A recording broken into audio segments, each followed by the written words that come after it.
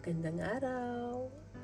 So, for today's video, pag-uusapan naman natin ngayon ay ang usapang pabango or ayan, nakikita niyo yung mga perfume. Actually, sa ngayon yun lang yung collection ko. Hindi rin naman ako mahilig mag-collect talaga. Noong araw kasi, wala tayong pambili. So, hindi tayo bumibili. Diba? Hanggang Johnson's Baby Cologne lang tayo. Hindi pa nga tayo makabili ng bench. Kasi hindi kaya. So, nito lang mga a few years back. Nung makabayad na ng utang, tapos makapagpunta na ng konti, makapag-ipon, doon lang nagsimula yung pangongolekta ng perfume. Ang perfume naman kasi, hindi naman sabay-sabay ginagamit. So, hindi naman kailangan marami. At noong una, hindi ko rin nga alam kung ano pong gusto kong amoy. Diba? Tayo kasi, basta makaamoy lang tayo ng mabango. Sige na. Pero ako kasi, malimit akong mabudol sa mga perfume. Like, marami dito kasi lagi may sale. So, pag naamoy ko siya, di bango-bango ko. Pero, pag nabili ko siya, tapos naiwan ko siya sa bahay, and then ginamit ko siya, nahihilo naman ako. So, yun yung mga pinakakaiwasan ko. Usually, ang nakakahilo talaga sa akin, yung Bath and Body na body spray, yung body mist ng Bath and Body. Kaya pag bumibili ako niyan, pinasasalubong ko lang talaga sa Pilipinas. Tapos, kahit yung Victoria's Secret, yung mga body mist nila, ganun din. At meron akong mga budol moments na may mga branded, mga luxury na sale ko naman nabili na pag inuuwi ko talaga at ginagamit ko, hilong-hilo ako. So, bumabagsak siya sa kamay ng mga anak ko. Total may dalaga naman ako. So, okay lang. May sumasalo. So, ito yung mga natira ko na koleksyon. Yung sa Pilipinas kasi hindi ko na inuwi. Kasi meron naman ako dito ibang ginagamit. So, ito na lang. Konti lang sila. At mga ilang years ko na rin silang nabili. Mga nakatingga lang sila dyan. Naka-display kasi gandang mag-display. Ganun. So, unahin natin to. Ito. Ayan. Ito ang Aigner Starlight Gold. Ang amoy niya is powdery. Gusto ko rin kasi ng powdery na amoy. Kaso, parang hindi siya ganun sakto sa personality mo ba? Parang ganun. Parang hindi ako ito. Parang ganun. Marte ako eh. Ganun. So, yun. Powdery ang amoy. Mabango. Ito yun. Naka-display lang. Parang konti lang ang gamit ko talaga dito. Kasi gustong-gusto ko tong bote niya. Maganda kasi. Kaya yan. Display siya. Collection lang. Diba? Tapos, ito naman ang sumunod. Pinili ko to before pandemic. This is Givenchy. Hindi ko alam kung anong pronunciation. Tama ba? Givenchy Rose Ardente. Malabo ang mata ko. Hindi ko lang makita. Givenchy. Bahala na kayo mag-pronounce kung ano gusto nyo pronunciation. Basta yun. Yun na yun. Hindi ako mahilig sa rose. Pero mabango siya. Nabili ko siya before pandemic. December of 2019. Nung magbakasyon kami sa Pilipinas. Pinili ko siya sa duty free dito sa Doha. Naka-sale siya. So, konti na lang. Parang souvenir na lang. Hindi kasi ako masyadong maano sa amoy ng rose. Pero, mabango siya. Kaya lang, kailangan mo yata ng pangmalakasang okasyon bago mo gamitin ito. So, ayan. Ganyan lang siya. Naka-display siya. Sunod, ito. Ito yung paborito ko. Ito yung lagi kong ginagamit. A few years back. Yan, ito yung lagi kong ginagamit. At, yan, kita nyo naman, oh. Ito yung huling bote ko. Discontinued na siya. Kaya naman, hindi ko na siya ginagamit ngayon. Kasi, ayaw ko siya mawala sa buhay ko. Sinisinghot-singhot ko siya. Ganon. Pero kung sakaling may makita pa akong stock nito, ay, naku, bibilhin ko talaga. Ang amoy nito kasi is fresh. Ano lang, fresh lang. Normal na mabango na hindi overpower, pero mabango siya. Hindi rin siya gaano nagtatagal sa akin, pero gustong gusto ko ang amoy niya. Yun. Kaya yan. Nakatabi lang siya dito. Next, ito naman. Ito yung ito yung mga stalls na nakikita mo sa loob ng mall. Ito, mga copy ito ng mga luxury na perfume. At nung unang amoy ko dito, naalala ko yung unang-una kong paborito na pabango na discontinued na. Kaya naman, gustong-gusto ko siyang bilhin kaso ang mahal. So, ginawa ko, every time na pupunta ko ng mall na yun, dadaan ako, tatanong ko kung nag-save na pa sila. Tapos, last year naman, pag December, nakita ko ng 70% off. So, Gora, bilhin mo na. Ayan. Ang copy nito, yung favorite ko, unang favorite ko na pabango, yung Estee Lauder na Beyond Paradise. Yun talaga ang gustong gusto ko. And then, after nun, ang naging second favorite ko, ito nga yung Elizabeth Arden na Fifth Avenue. So, yun. Wala na akong nung Beyond Paradise. Wala na siya. So, ito. Next naman, ito. Pinili ko rin to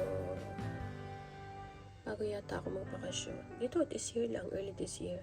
Kasi curious ako sa Coco Mademoiselle ng Chanel. So, pinili ko sa Debenhams. At gumamit ako ng discount card, tapos gumamit ako ng rewards. So, yung babayaran ko talagang as in less na parang nasa 50% na. So, ayan, pinili ko siya. Pero, kita nyo naman kakunti pa yung niya. Ito rin tong tipong hahanap ka ng pangmalakasang okasyon na hindi pwedeng pangharabas lang tas magkoko Chanel. Chanel ka na pabango. Parang hindi bagay. So, ayan, konti lang siya. Naka-display lang siya dyan. At least, meron ako Chanel. O, yan. So, ito ngayon, itong sunod kong sasabihin sa inyo, papakita sa inyo. Ito talaga, yung talagang obsessed ako na gustong kong pabango. Ang una, ito, this perfume is from Zara. Ito nyo, Zara lang. Zara na, yung Zara na siya. Introduce sa akin ito ng kumare ko na merong collaboration ang Zara kay Jo Malone. O diba, Jo Malone, mamahalin yun. Hindi ako nakakabili ng pabango ni Jo Malone kasi unang-una, mahal siya. Pangalawa, hindi ako makapili kung ano yung amoy na gusto ko. Parang lahat sila mabango pero talagang hindi ka makapili. So, hindi ako bumibili. Although may discount din ako doon. So, ito, nakita ko yung collaboration ni Zara kay Jo Malone. Ang una ko talagang nagustuhan ay etong Boldly Sold. Ang bango-bango niya. Pang everyday, pwedeng pang harabas, pwedeng pang malakasan. Caring na talaga.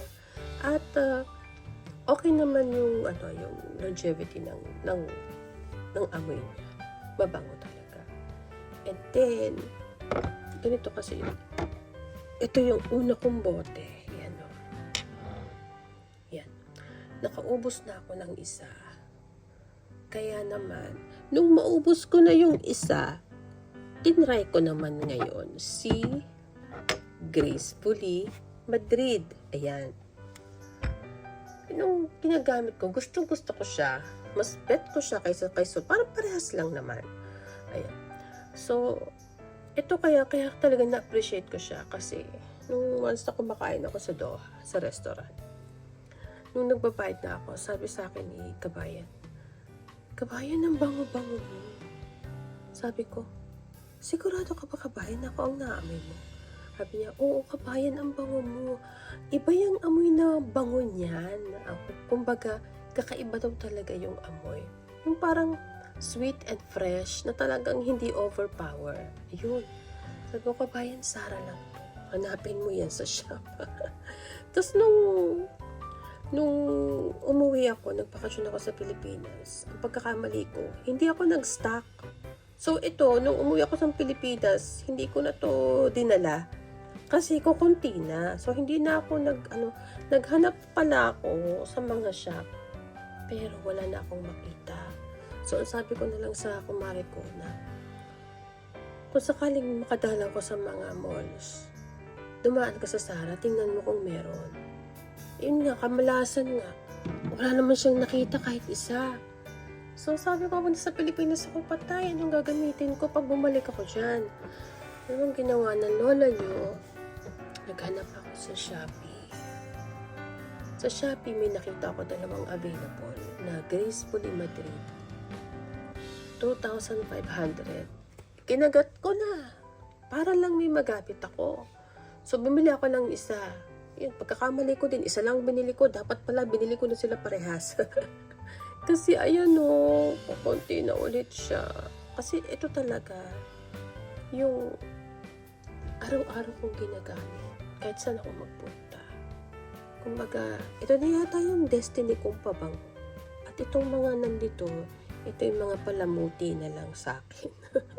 Ganon. So, itong dalawang ito, ayan. Itong Seoul at saka Madrid. Sila talagang pinaka-favorite ko. Ayan. Tapos, meron pa akong ibang mga collection ng, teka, pakita ko sa inyo. Dito tayo. Ayan. Ganito kasi ang lalagyan nila, yung sa Sara. Para siyang book. Ayan o. Meron pa akong Captivatingly Paris, Fashionably London. Ito wala ng laman, yung Boldly Soul. Itong Gracefully Madrid. Ayan. Tsaka ito, tig-dalawa sila. Ito namang Energetically New York. Hindi ko gaanong bet yung amoy niya. Pero siguro hindi pa lang siya nag-sink-in sa akin. Ganon. Ayan. So, ayun. Buksan natin yung isa. Pakita ko sa inyo kung anong laman.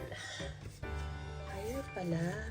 Ayan ang price niya. 169 reals. So, more or less, nasa 2,000 plus sa peso. Parang gano'n. Pero, nagsisale naman to. Hindi ko nga lang talaga maabutan yung sale. Ewan ko ba kung bakit. Lagi naman akong gumagala. Pero, every time na nagsisale siya, lagi akong hindi nakakapunta. Yung kumari ko, marami siyang napipili. Yay! Ano ba yan? Maingay. So, eto, ayan. Ito yung Captivatingly Paris. Open natin yung ano niya. Open. Skip kasi dito. Pag inopen mo siya, meron kang postcard ng ano to? Paris. Ayan. Tapos may ano ni Jo Malone. May message ni Jo Malone. Ayan. Nagamit ko na ito ng ano. Kaya lang hindi parate. So, nilagay ko na lang siya dito. Kasi nga, gustong-gusto ko yung dalawa. Yung Boldly Soul at saka itong Gracefully Madrid. So, ngayon, namumroblema ako. Paano pag naubos sa itong dalawang to? Wala na akong gagamitin. So, pagtsatsaga ko na itong mga natira. So, ayun. Itong dalawang yan. Gracefully Madrid and Boldly Soul. Yan ang aking pinaka favorite na perfume sa lahat.